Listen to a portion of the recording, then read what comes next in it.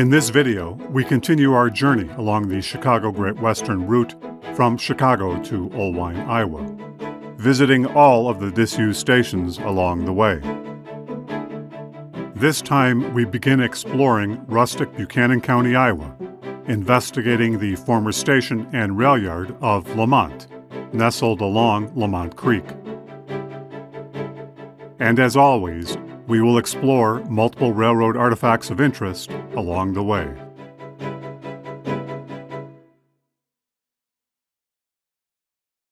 This will be a shorter video in this series, as we are trying to catch our breath from a few of the longer videos that we've published recently. In our previous video, we left Dundee, Delaware County, Iowa. Now we pass into Buchanan County, with the next station stop at Lamont, a little over 5 miles west-northwest. On our journey there, we'll explore the remains of a few bridges that once carried train traffic across the countryside. To get to Lamont, we head west out of Dundee on 145th Street, crossing over the Maquoketa River.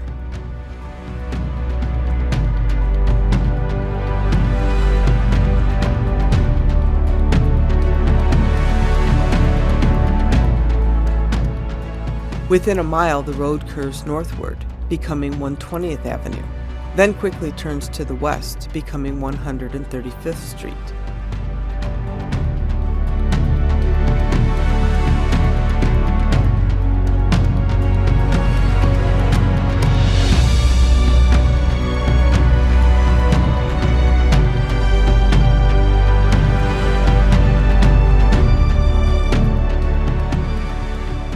We travel along 135th Street for almost 3 miles, where we'll stop to explore a potential artifact. Off to the right of the road, just a few hundred feet north, there are fragments of a small former Chicago Great Western Bridge. Unrecognizable today, just broken bits of concrete, this was once a small bridge that crossed over a feeder creek for the Maquoketa River.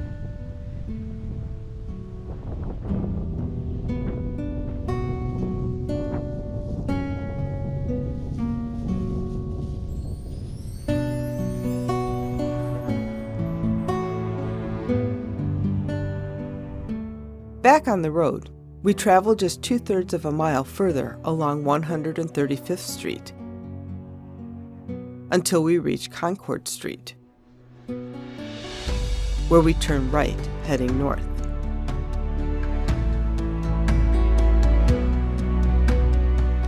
Passing into Lamont, to our left, before the road bridge, is a former CGW trestle bridge that we hope to explore. But first, we'll take a look at the Lamont Station site. We continue on Concord until we reach Albert Street, where we turn left, heading northwest.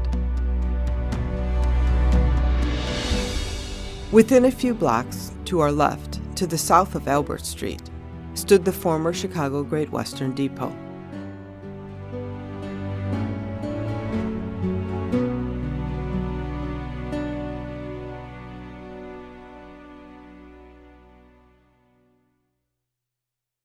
The former Lamont Depot was located a little over 200 feet east of Monroe Street, a little more than 150 feet west of Madison Street, and about 125 feet south of Albert Street, on the north side of the former trackway, in Lamont, Buchanan County, Iowa.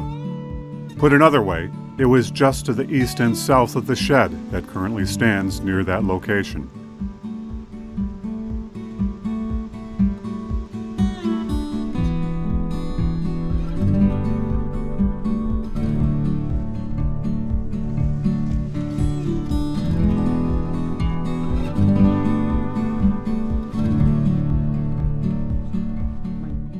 Here in 1886, the Chicago, St. Paul, and Kansas City Railroad built one of their standard rural stations, 22 feet by 55 feet in dimension, with Victorian stick-style design. The trackway skirted just south of the wide grain elevator that stands prominently in the former rail yard to the west. A concrete curb still pokes through the sod along the former trackway. Lamont was one of the earliest stations along the St. Paul to Chicago route, as the road between Hayfield, Olwine, and Lamont was put into operation by the Chicago, St. Paul, and Kansas City Railroad in 1886. This line connected to Dubuque via an earlier line built by the Dubuque and Northwestern Railroad in the 1884 timeframe. The track was laid to the south of the fledgling town of Lamont, which lay hard by Lamont Creek, a feeder stream for the Maquoketa River. During the heyday of the Lamont rail yard in the early 1900s, the rail yard included a water tower 100 feet to the west of the depot. Beyond that lay a large lumber shed and yard, followed by grain elevators, a large coal shed, and stockyards, in the area where the large grain elevator complex sits today. In 1902, a work gang worked several weeks, grading for a second track through Lamont, and then moved the depot 20 feet to the north to accommodate this second track, a siding. At that time, 30 trains went through Lamont every day, with almost a third of them being passenger trains. It was fairly common at that time to sell $1,000 worth of passenger tickets every month at the Lamont Depot, about $24,000 in 2024 money. The depot also routinely saw large numbers of trains shipping livestock, sometimes as many as 22 stock trains in a single afternoon. 50 tons of freight were shipped every week, including large shipments from the local creamery. The steam-driven trains were smaller then, carrying 40 to 60 cars each, but they nonetheless consumed a great deal of water for their boilers.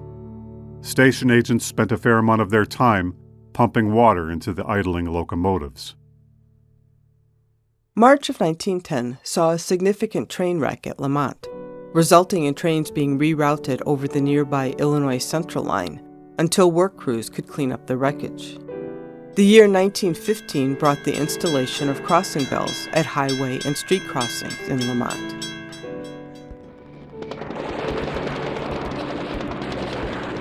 With the coming of World War I and the dearth of available young men to work on the railroad, as was not uncommon, the wife, Addie, of the Lamont Station agent, Herbert Snodgrass, assisted in the depot work, and was so efficient at bookkeeping and sales that the railroad kept her on for a dozen years. After the war, in the early 1920s, the railroad employed over 120 station agents on the eastern division of the Chicago Great Western, between Olwine and Chicago, as well as over 40 telegraphers. Electric lighting was installed at the depot and rail yard in 1921. Then, sometime in the 1920 to 1935 timeframe, the rail yard was reconfigured to include two sidings to the north of the tracks. One shorter siding, about 1,000 feet long, stood to the west of the depot. The second, longer siding stood immediately to the north of the main line, extending from Madison Street for a half mile to the west, about 900 feet past Highway 187. Another accident occurred in November of 1933, when a dozen freight cars derailed in the Lamont yard as a result of a broken arch bar. A few of the freight cars toppled into sheds and tool houses along the sidings, demolishing them. Some of the overturned freight cars were filled with fish oil and would have filled the neighborhood with a lovely sardine-esque aroma. Damages were estimated at $6,000, and train traffic had to be rerouted for several hours while work crews cleaned up the wreck.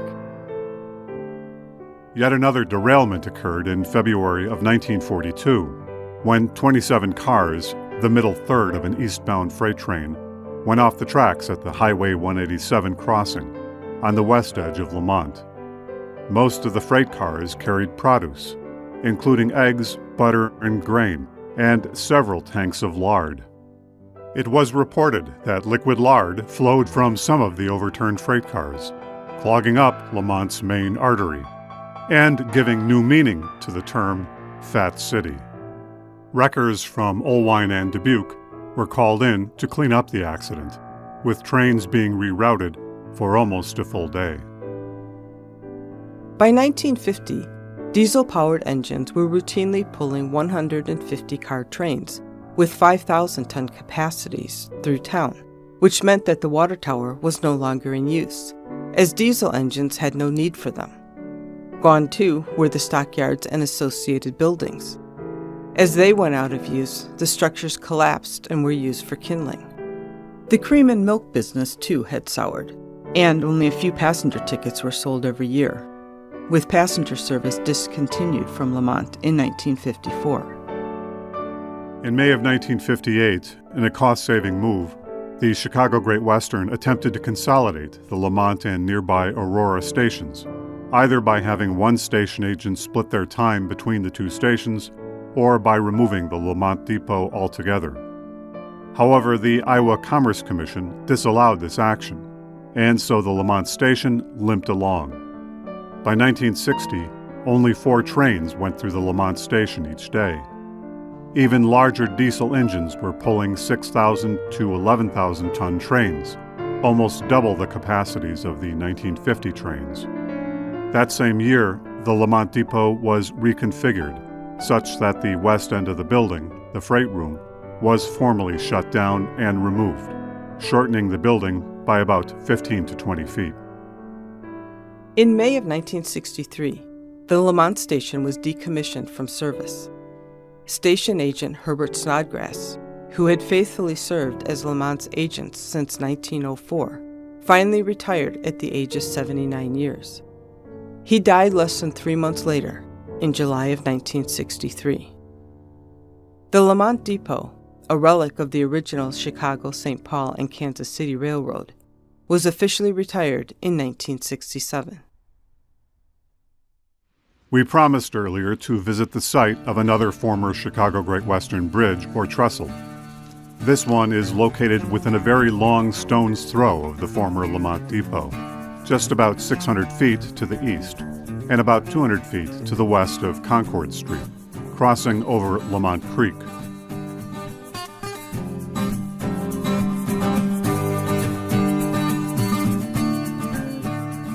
There is little left today of this former trestle, but the earthen ramparts, which once provided the bridge base, are still there, standing proud of the creek valley, especially to the east.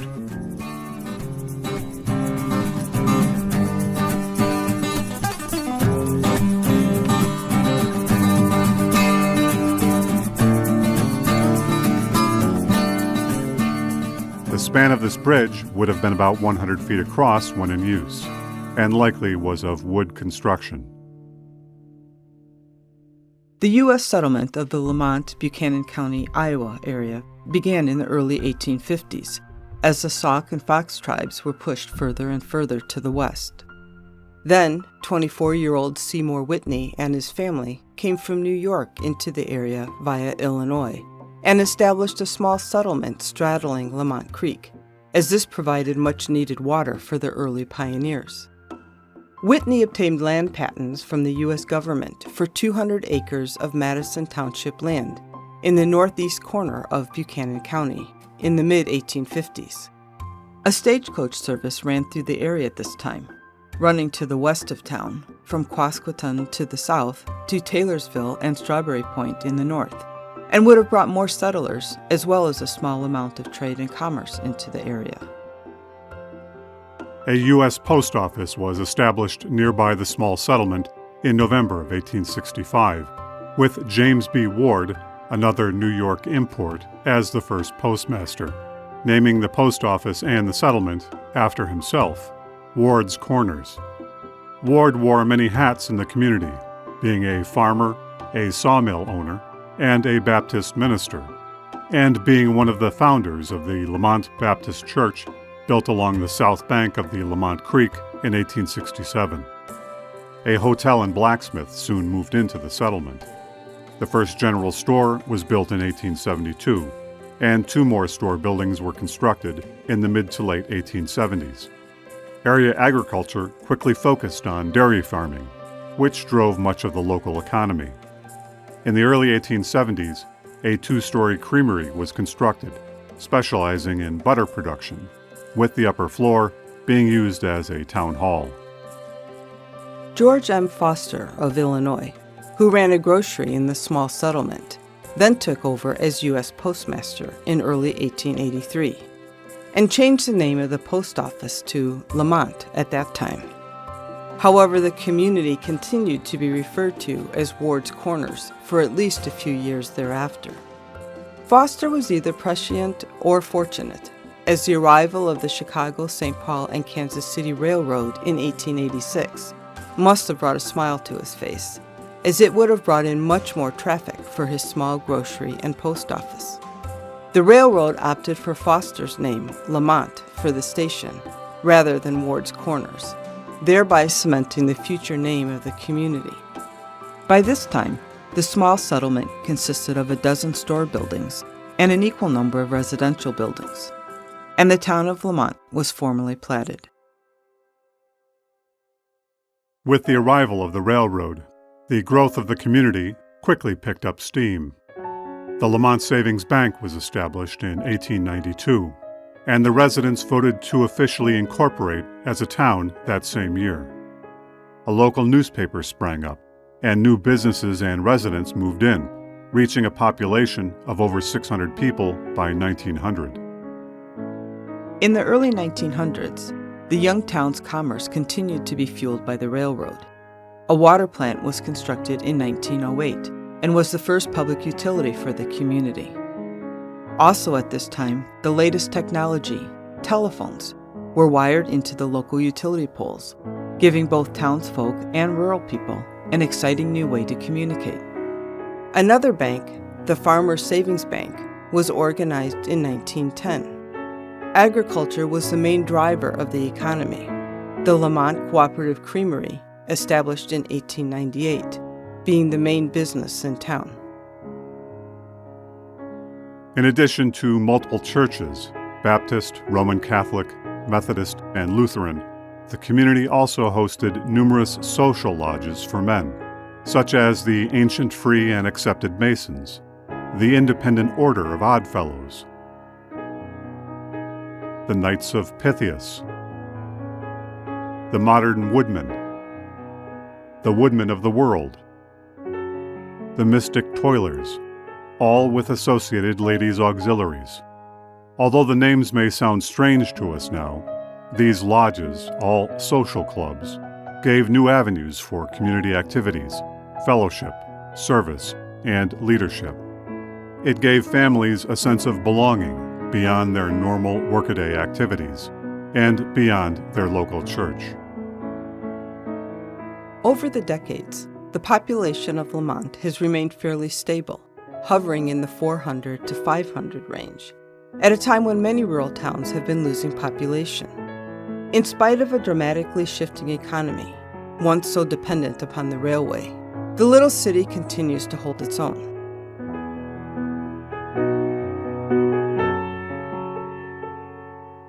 Today, Lamont is a city in Buchanan County, Iowa, with a population of about 430 souls. It is home to several local businesses and is also known as the West Gateway to Backbone State Park, which lies just to the northeast of the city. In our next Chicago Great Western adventure, we'll visit 2 more stations in Buchanan County, Iowa, before venturing on to Olwine. Many thanks to our loyal Be Historic channel community and to our Patreon subscribers. You have helped our channel to grow and to produce better videos. As always, if you are enjoying these videos, please remember to like, subscribe, share, and comment, and consider supporting our channel on Patreon. We hope to see you, in a manner of speaking, in our next video adventure.